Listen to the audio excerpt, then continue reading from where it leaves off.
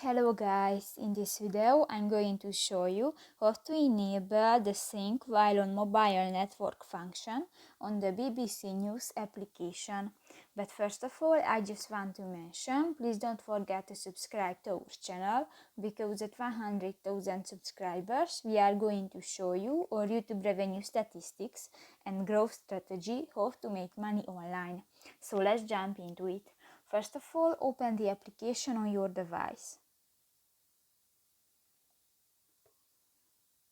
Click to the three dot at the upper right corner of the screen and go to the first option, the settings.